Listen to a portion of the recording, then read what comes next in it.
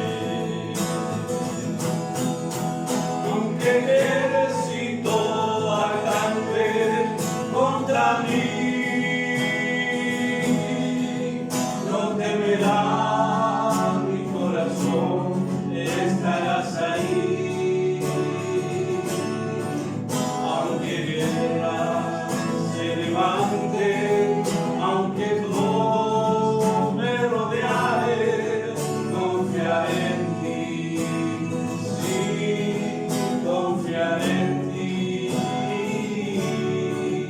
estar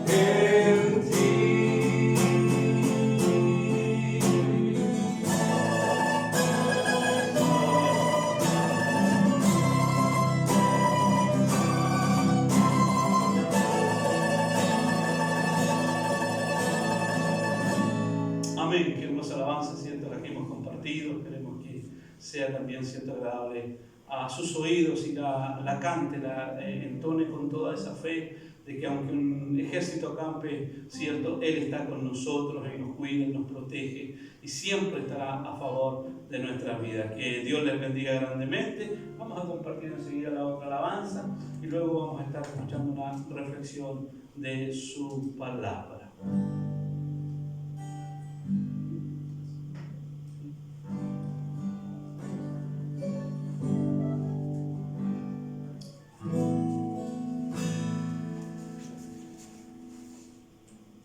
Gloria al Señor.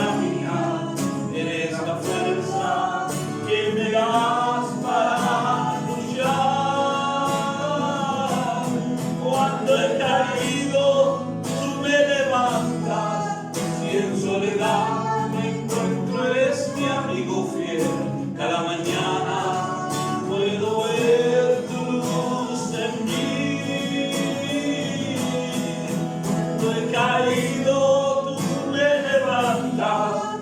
Si en soledad me encuentro, eres mi amigo fiel. Cada mañana puedo ver tu luz en mí. Gloria a su nombre. Aleluya.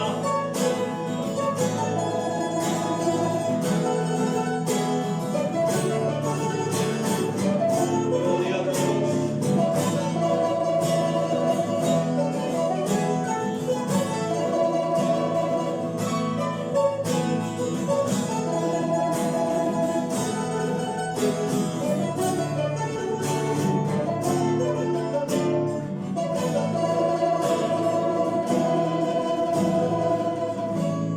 Amén. Que Dios nos bendiga. Hermosa alabanza, ¿cierto? También que hemos entonado ante nuestro Dios. Mi hermano Damián compartirá con nosotros un momento de la reflexión de su palabra.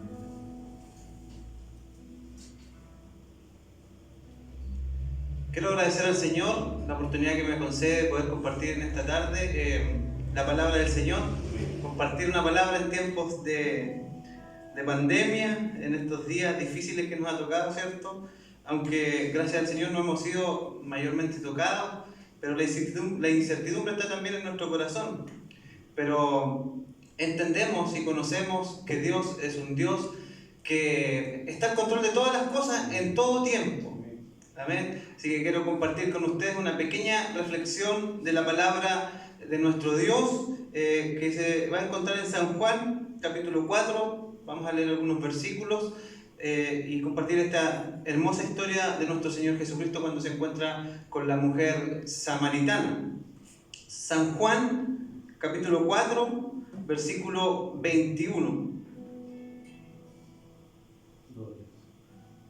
Vamos a leer del 19 para que entendamos mejor el contexto de esta palabra. San Juan, capítulo 4, versículo 19 dice: Le dijo la mujer: Señor, me parece que tú eres profeta. Nuestros padres adoraron en este monte y vosotros decís que en Jerusalén es el lugar donde se debe adorar. Jesús le dijo: Mujer, créeme que la hora viene cuando ni en este monte ni en Jerusalén adorarán al Padre.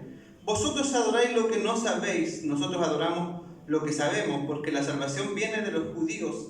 Mas la hora viene y ahora es cuando los verdaderos adoradores adorarán al Padre en espíritu y en verdad, porque también el Padre tales adoradores busca que le adoren. Amén. Dios es espíritu y los que adoran en espíritu y en verdad es necesario que le adoren. Amén. Amén.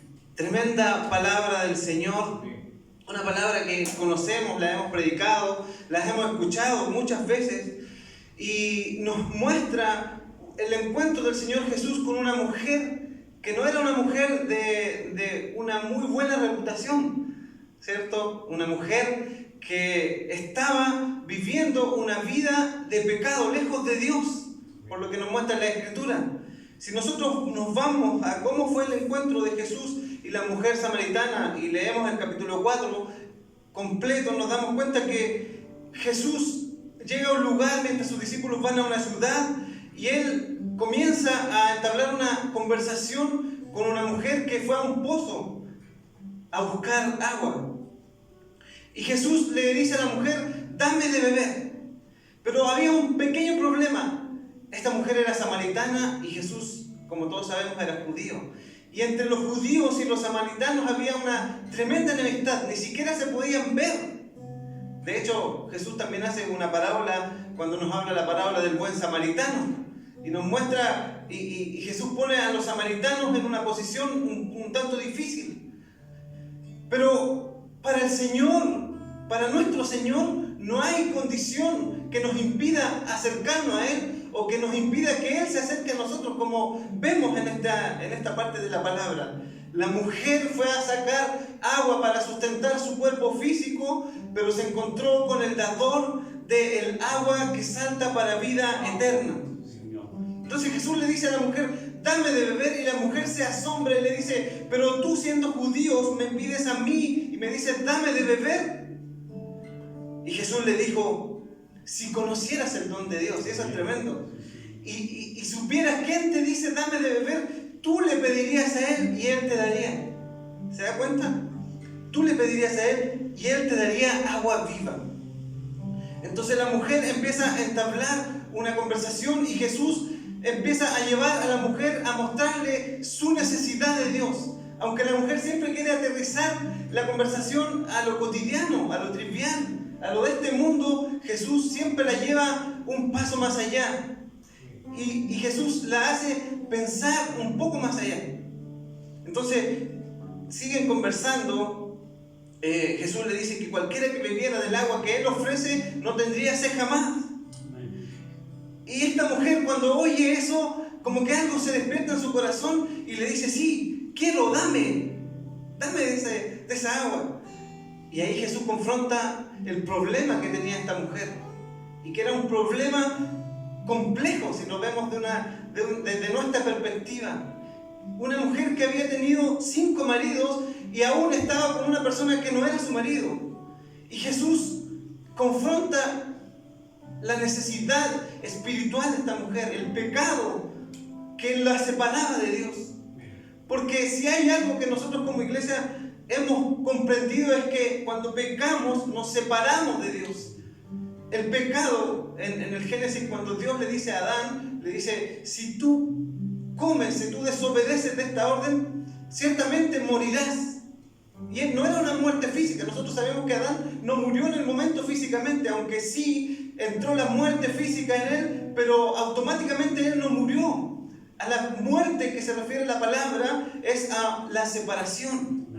Entonces, cuando el hombre y la mujer desobedecen y no viven de acuerdo a los parámetros establecidos por Dios, se produce una separación entre Dios y el pecador, entre nuestra condición y la santidad de Dios. La Biblia dice que Él es santo, santo, santo, y santo significa apartado.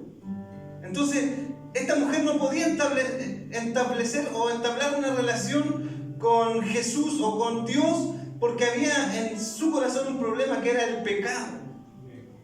Y el pecado no nos deja acercarnos a Dios. El pecado nos aleja, nos separa de Dios.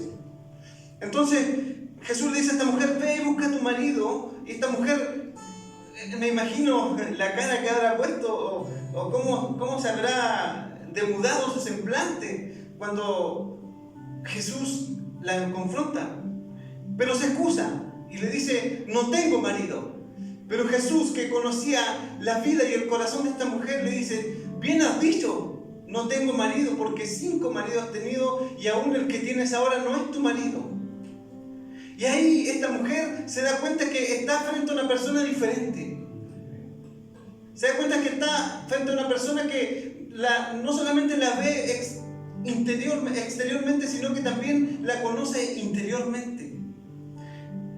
Y empieza a abrirse en esta mujer el sentido espiritual. Y le dice: Señor, me parece mucho que tú eres profeta. En el versículo que leíamos, el versículo 19, le dice: Señor, me parece que tú eres profeta. Y aquí la mujer quiere como quitar un poco, y nos pasa mucho a nosotros los humanos, cuando nuestro pecado es confrontado, nosotros tenemos una tendencia a quitar el pensamiento de nuestro pecado y llevarlo a la religiosidad.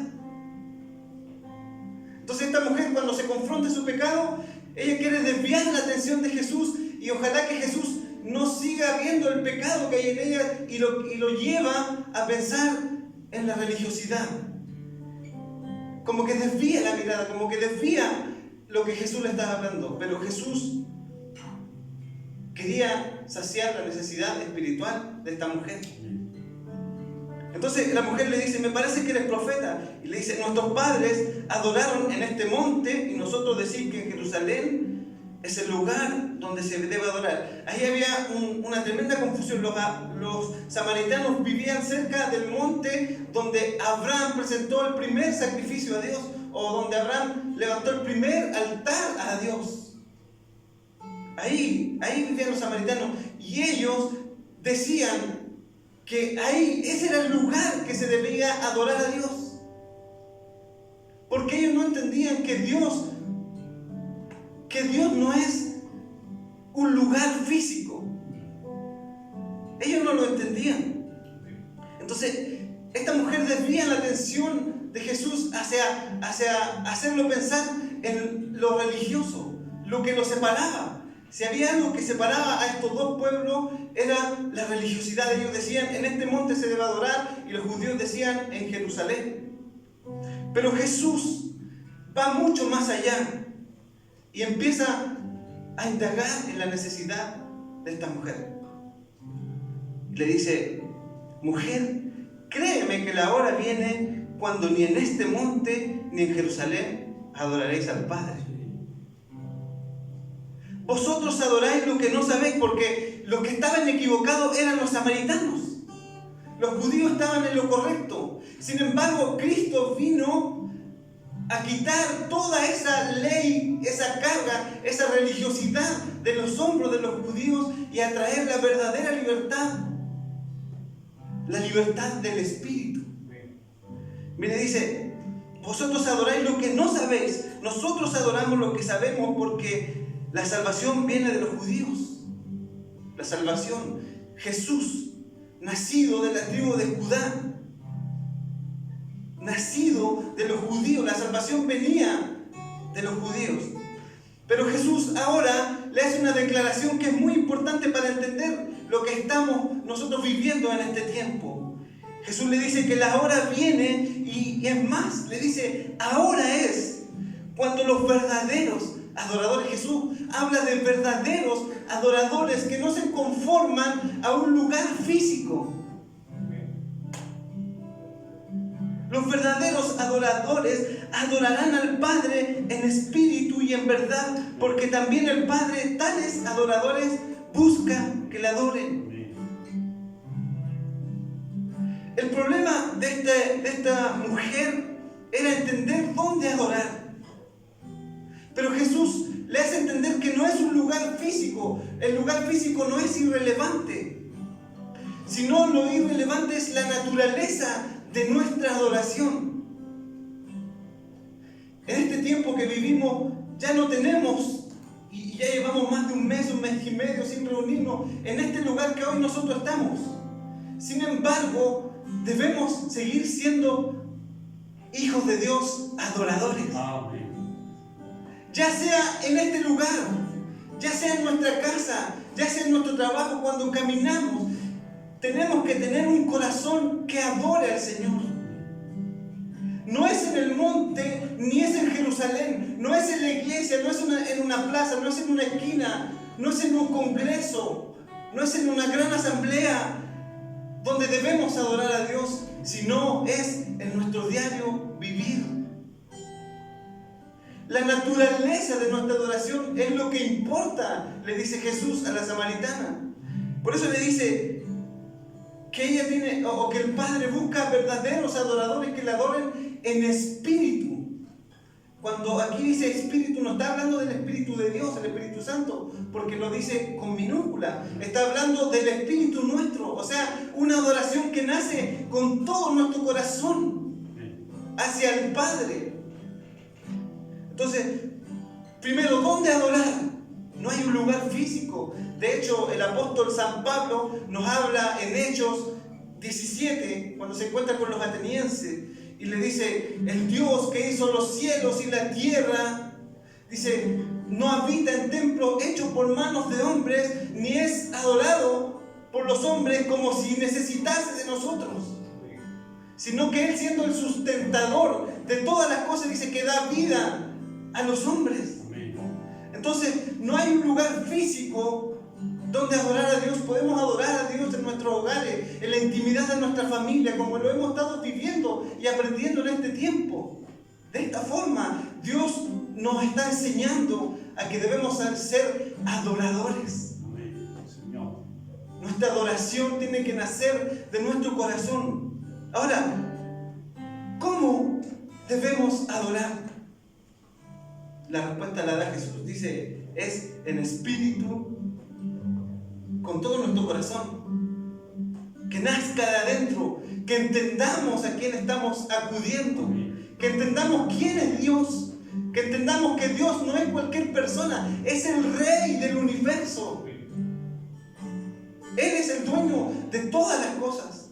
Cuando Isaías se encuentra con el llamado de Dios, dice la Biblia que Isaías fue traspuesto y vivió una teofanía. Él fue llevado al cielo.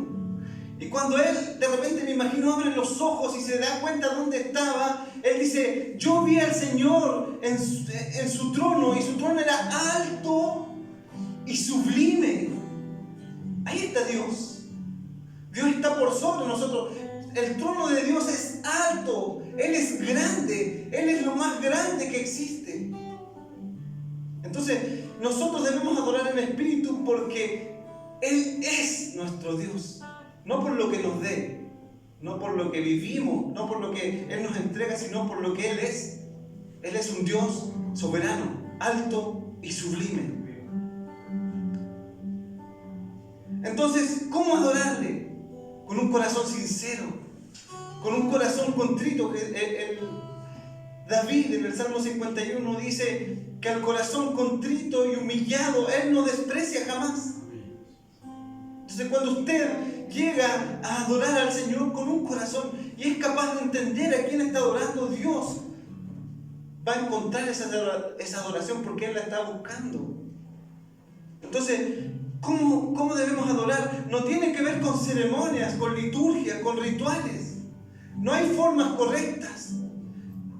Debemos tener un corazón capaz de aprender a adorarle. Ahora, la segunda que dice Jesús, dice que debemos adorarle en espíritu primero y en verdad. Jesús es la verdad. Cuando Él habla en verdad, está hablando que debemos también aprender a adorarle como Él nos enseñó por su palabra. Los discípulos un día le dijeron a Jesús: Señor, enséñanos a orar. Y Jesús los tomó y le entregó esta oración tremenda que es el Padre Nuestro. Y le muestra en el Padre Nuestro cómo ellos tienen que acercarse a Dios. Y en primer lugar Él dice: Padre Nuestro, alguien cercano. Dios es alguien cercano, está con nosotros, camina con nosotros, es como un padre. Dice que como el Padre se compadece de sus hijos, así se compadece el Señor de los que le temen, porque Él conoce nuestra condición. Se acuerda que somos polvo. Entonces Él está cercano, Él es un Padre nuestro, está con nosotros. Pero Jesús también eleva y le muestra que Él está en los cielos. Padre nuestro que estás en los cielos, lo eleva al Padre. Aunque es cercano, tenemos que acercarnos a Él en reverencia, sabiendo que nosotros no somos nada y Él es un Dios glorioso. Cuando tenemos el concepto correcto, cuando aprendemos a conocer quién es Dios, nuestra adoración debería fluir. Y el motor de nuestra vida sería adorarle por quien Él es. Ese sería el motor de nuestra vida, no por la circunstancia, no por lo que Él me da, no si estoy pasando un momento bueno, un momento malo, no. Él es nuestro Dios. Y Él es cercano, es nuestro Padre, pero está en los cielos. Él es nuestro Padre, pero está en los cielos. Él es más grande, más glorioso que nosotros. Entonces nuestra adoración tiene que ir ligada, sujeta a la revelación de la palabra de Dios, la verdad. Él busca un adorador que le adore con un corazón sincero, con un corazón sediento, con un corazón que conoce quién es el Padre, pero también apegado a la palabra, sujeto a la palabra revelada, ligado a la palabra. Ahora, la última pregunta que quiero hacer en este mensaje es: ¿cuándo debemos adorar? Hay momentos que debemos adorar y hay momentos que no. Mire, quiero leer con usted el Salmo 145. Es un tremendo salmo, una tremenda alabanza de David. Ponga mucha atención, dice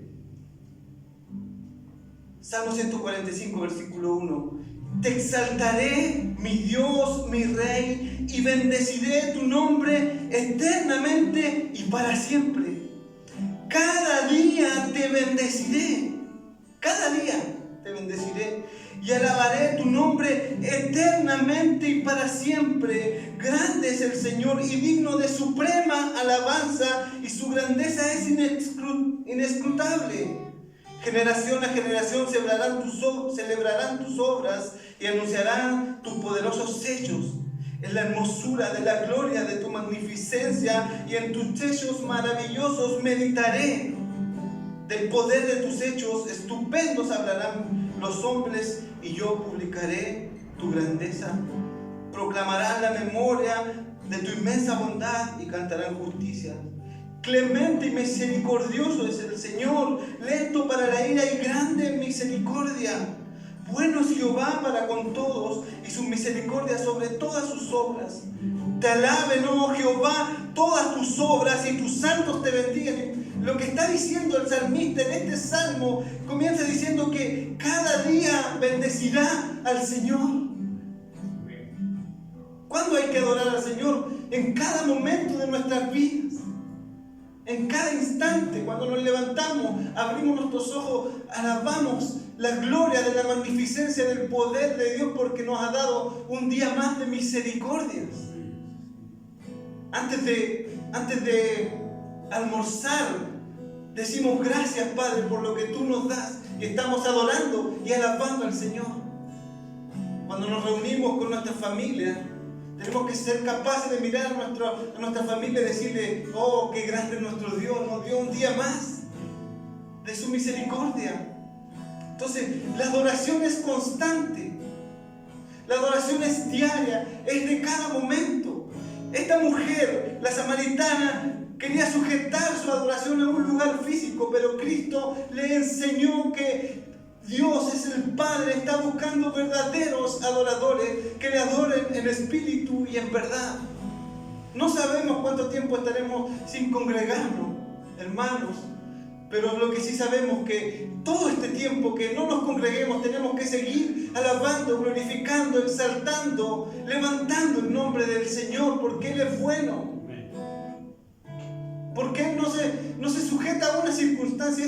Este es un momento de nuestra vida. La vida en un tiempo más va a pasar y esto será una anécdota. Pero cuando lleguemos al cielo, tendremos que decirle al Señor que le adoramos aún en las circunstancias difíciles. Cuando la vida no es como nosotros pensamos, cuando la vida es como nunca nos imaginamos. ¿Quién se iba a imaginar entrar a un supermercado, hacer una fila para entrar al supermercado y entrar con una mascarilla a comprar? Nadie. Pero aún en este tiempo Él es bueno, Él es fiel, su misericordia aún está vigente. El salmista decía en el salmo que leíamos: grande es el Señor y digno de suprema alabanza.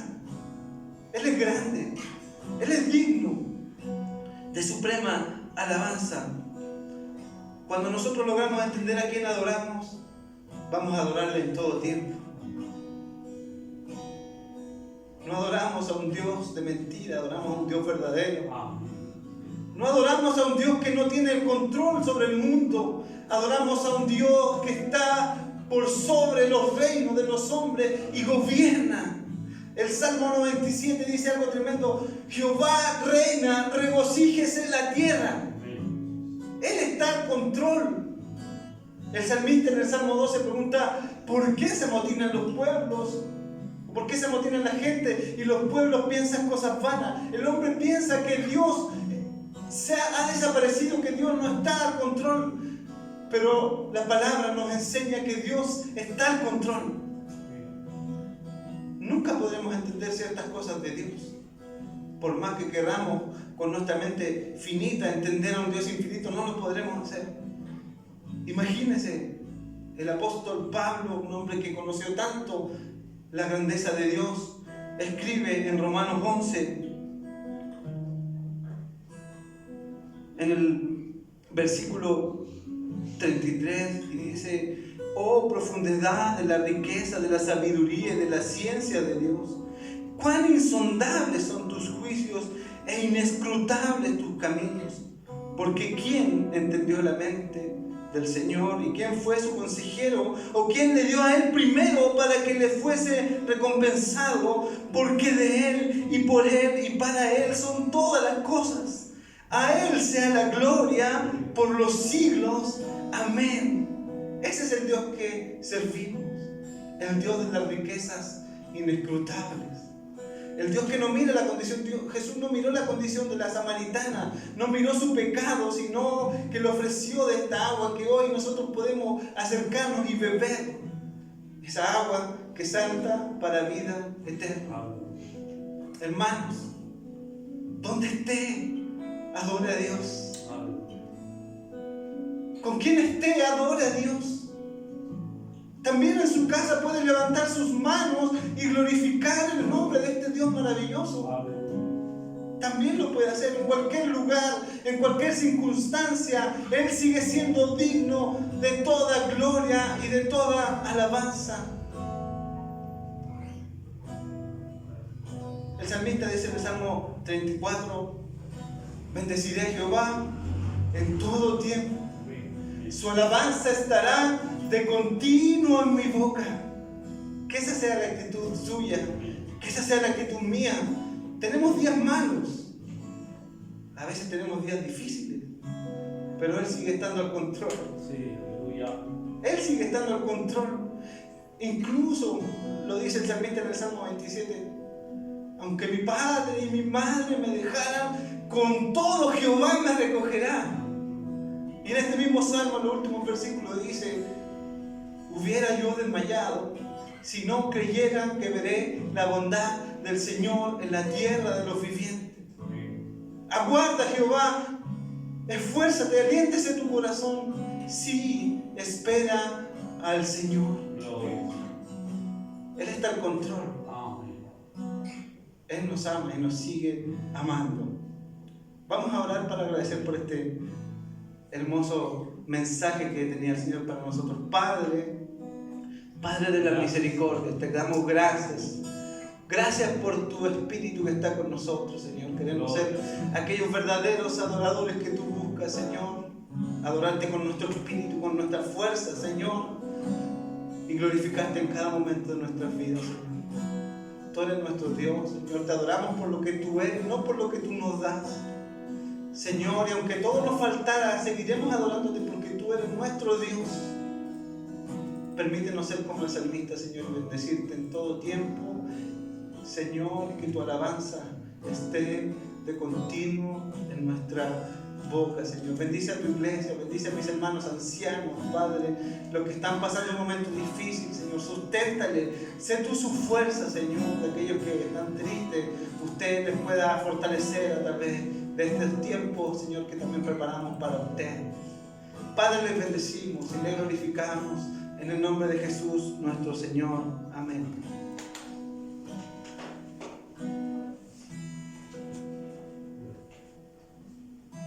Gloria al Señor, hermosa palabra que Dios nos ha dado en esta tarde.